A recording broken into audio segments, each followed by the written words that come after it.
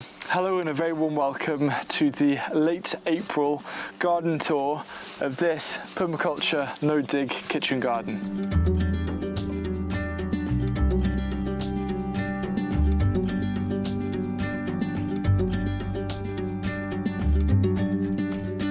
The garden always starts in this area where we start off all the seedlings. For the last month or two, it's been a constant production of all sorts coming through. One thing I'm excited about is this Chinese garlic chives, which I got from Real Seeds. Apparently they create a tuber and grow back every year. I'm excited to see those. One of the other things that we've just planted is mangle beets or mangle wurzel, because of Steph Hafferty and seeing how amazing that looks, and apparently it makes a good wine. We thought, let's try it this year. But yeah, as always, constant production line, a lot of things growing on. This looks like a daisy and it's related, it's in the same family. It's actually chop suey greens, which is beautiful flowers and it's absolutely stunning. And there's a lot of bee activity happening here in the solar tunnel with everything else that's flowering. But this, you can actually eat the beautiful flower petals, which I had no idea. But honestly, grow some chop suey greens and let them flower, because this is stunning. I'm going to do something I've been wanting to do ever since I've seen one of James Paggioni's recent videos where he harvested his asparagus and ate it raw, and I've never actually done this before. It's actually the first season it's going to come through to eat, so I'm going to try raw asparagus for the first time. Oh, that tastes like peas actually, it's amazing. And Charlie's giggling in the background because of my reaction. That just tastes like asparagus and peas had a baby. It's delicious. This bed that I'm sat on, the front of it is where we're doing a seedling bed of leeks. We've got 5 different varieties all sown, so that's going to be a big part of this year's garden. But I want to draw your attention to this. This is using the recent flop phenomenon, which we've discovered that brassicas like to do. If they seem to flop over, they seem to send up a lot more flower shoots. This is actually red cabbage that has then kind of gone to seed. And this stem, the flower stem, is honestly, it's one of the most delicious things that I've tasted from a brassica family. So if you've got some red cabbage and it does the cabbage flop, or the brassica flop phenomenon, try some of the stem. It was really good. Sam was thinking perhaps a kimchi. In front of me we've got the first strawberry flowers appearing, which is always a lovely sight. And this bed last year was actually the brassica seed bed. As you know, I like to start them off and then transplant them out into their final positions. I'm actually going to be using it for a brassica seed bed again this year. However, at the top end, I've planted or transplanted some rat's tail radish. It's a variety I got from Baker Creek Seeds. It looks really fascinating, and basically it's really long, thin purple seed pods, and I can't wait to see how that turns out. And I'm also really excited for some more globe artichokes because these were so delicious last year. This is one of my favourite parts of the garden because it's a nice border for flowers and herbs and some spare seedlings. I've got calendula, coriander, lilies coming through, elephant garlic, a bit of comfrey. And actually yesterday I was filming a bit for Gardena, where we're working together this year and really trying to focus on water conservation, because it's something that a lot of us gardeners are struggling with this year. Not much rain at all in the last 2 months. It's crazy. So this soaker hose that I've put in, and used to use them back in the day, saves water by up to about 70%. So it's nice to have this installed, really easy to attach to a pipe. But I'm also going to use, I think, a soaker hose system for all of the tomatoes in the polycrub this year, because last year there was a lot of watering with cans, and this year I'm going to put down soaker hoses, a bit of mulch, and it's going to be a lot more hands-off, and so that's in essence is going to increase the value of the tomatoes. This in front of me brings me a lot of happiness because it is a forest of garlic, and actually it's about a week or two away, although you could get away with it now, at the stage of green garlic. I'll be doing a video about that in the next week or so, but yeah, it's looking fantastic. We've got another garlic patch as well that is coming through, really nice. I can't wait for all of these bulbs. These broad beans, a couple of weeks back, I felt a little sorry for because I put them out and then we got minus 5 degrees Celsius frosts that unfortunately killed off, I'd say about 6 of them, which we've replanted with crimson flower broad beans, but the rest are Ratio and Eleanor. And what I've also done is I've put a very light, kind of centimetre thick mulch of grass clippings to help retain the moisture and also to bring some more fertility into the soil, you know, with all the nitrogen and everything. But it's just a really easy way of reducing the weeds, but also reducing the amount of water that these plants need. This is my little outdoor patch of elephant garlic that's coming on really well. I've interplanted it with radish, so that's producing already. And then this here is actually, I think in the last two I called it cumin, I actually believe it's caraway, and the first of the flowers is starting to come through. So if I could get some homegrown dried caraway seeds to use in the kitchen, that would be something I've never managed to do before. And also just behind me, which has been mulched with wood chip, I'm actually going to be putting another bed there just to help further expand the amount of food that we can grow in this garden. This is a bed that I've mulched with Rocket Grow compost, and we've got some peas growing through. These also got hit by that serious frost and they were looking very unhappy, but they've found their feet again, and it can kind of show the resilience that nature has, which is pretty cool. We've got some spinach that's coming through, and then you can see that I've got a lot of brassicas that are flowering. These are kale around me. And I love it because they add so much height and structure to the garden when usually at this time of year it can be very bare and empty, and I'm letting them flower because, you know, just getting those nice pops of yellow it looks lovely. It's great for the bees. And also I can still harvest the leaves, I can harvest the flower stems and enjoy it as a food. But that is something I'll probably chop and drop in around 3 weeks.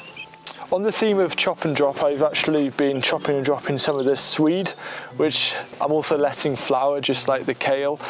And this is something that I'm trying out this year based on reading up a lot about Jadam. So the idea of Jadam is kind of a take on Korean natural farming, and it's about ultra low cost food production. And they talk a lot about how crop rotation is something you don't find in nature, and actually using crop residue is the best kind of fertility and fertilizer for the same crop. So I'm actually, not only have I chopped and dropped the swede stalks and stems, where I'm going to be planting swede again this upcoming growing season, I've also used the roots to create a Jadam liquid fertilizer. This is a main amendment area for the garden, which is quickly expanding. I've actually found what I think potentially is a free alternative to buying tubs like this that almost anyone can source, so stay tuned for that. It's part of Project Leeks, which I introduced 2 videos ago. But this here is a Swede JLF, Jadam liquid fertilizer, which is basically a lot of plant matter, top it up with some water, and then a handful of either leaf molds or really good broken down compost to help inoculate it with biology.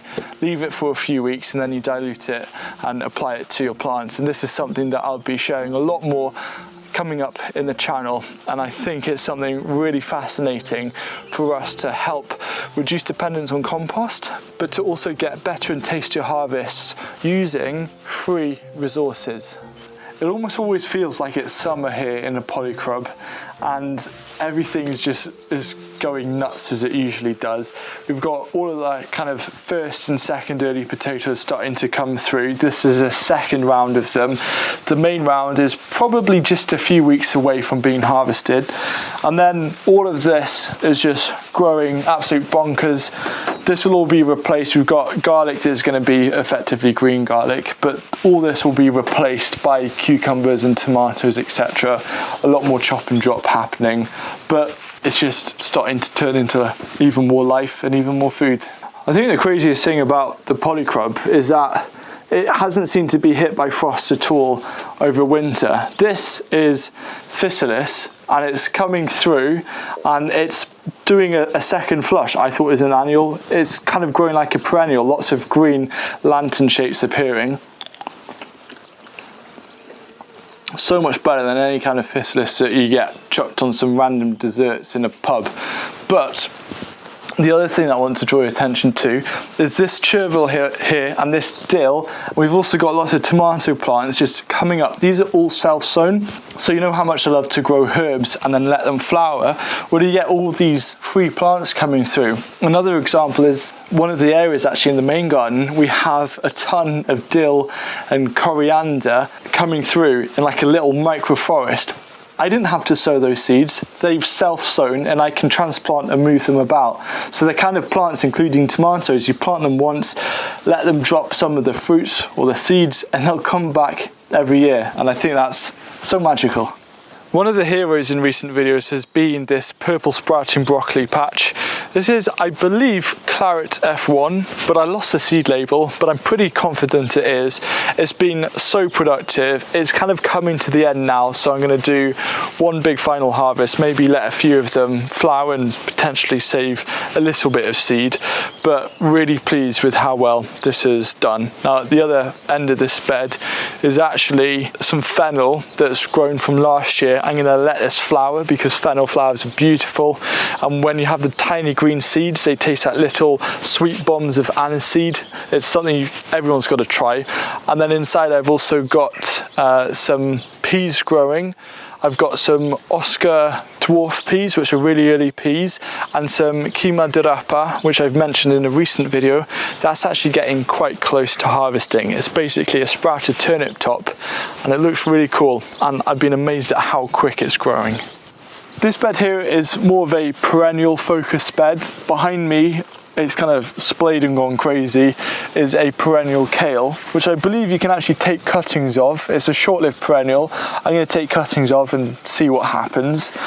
I've also got a little bit more asparagus coming through, and then towards the back end of the bed I've got things like hostas, which are edible, especially if you have the shoots that grow through before the leaves uncurl. You can actually eat those and pan fry those. And then some herbs like chives and a lot of mint, because I love fresh mint tea and I need a lot of it.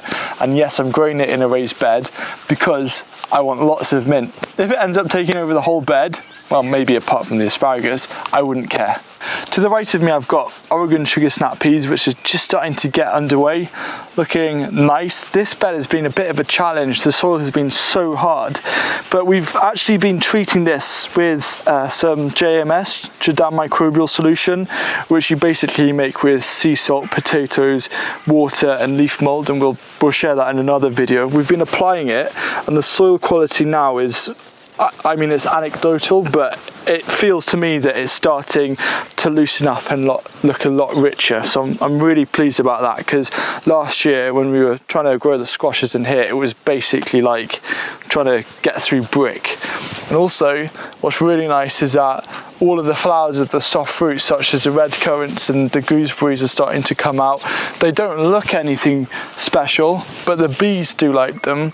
And I just really like the effect of having soft fruit surrounding most of the garden. There's something so nice about that kind of perennial living hedge that's also edible structure, to kind of enclose everything. And yeah, I'm excited for gooseberries. I'm oddly obsessed with them, and also so are squirrels, and I don't get that. These leeks here are leeks that I've actually transplanted for the purpose of them flowering. You know how obsessed I am with leek flowers, and so I've actually sacrificed some of the crops to actually let them grow for the flowers for the pollinators, but you can also use them in a variety of ways in cooking. I've also got a couple of rows of shallots. There's a lot more on the way that I'm going to be transplanting, and then we've also got some chard that I'm going to treat more as baby leaf, and some dill starting to come through. So in this small area here, there's so many different flavors and so much food that's going to come out from this little strip of this whole bed, and it can kind of show how much food you can get from a garden. I've been utilising this cold frame a lot more this spring, mainly because there's so many seedlings that are starting. When they get nice and big, or if they're hardy, they can just come out and stay here. This is Australian tree cabbage, for example. These are the baby versions of these, and I think everyone needs to grow it. I've mentioned it a few times in videos, but I try and mention it as much as possible because I really do believe that every gardener needs to give Australian tree cabbage a grow. That was terrible. You may have noticed that I've put up a lot of my vertical structures. I haven't finished yet, but the reason why I like to do this, even a month or two before I plant out any of the beans, the sweet peas are out though, is because I don't know, I just like coming into the garden and seeing them and knowing that these are going to be filled up. And I think visually as well, just putting in those structures whenever you have the time, it adds more interest to the garden, a little bit more vertical structure when there isn't much at this time of year.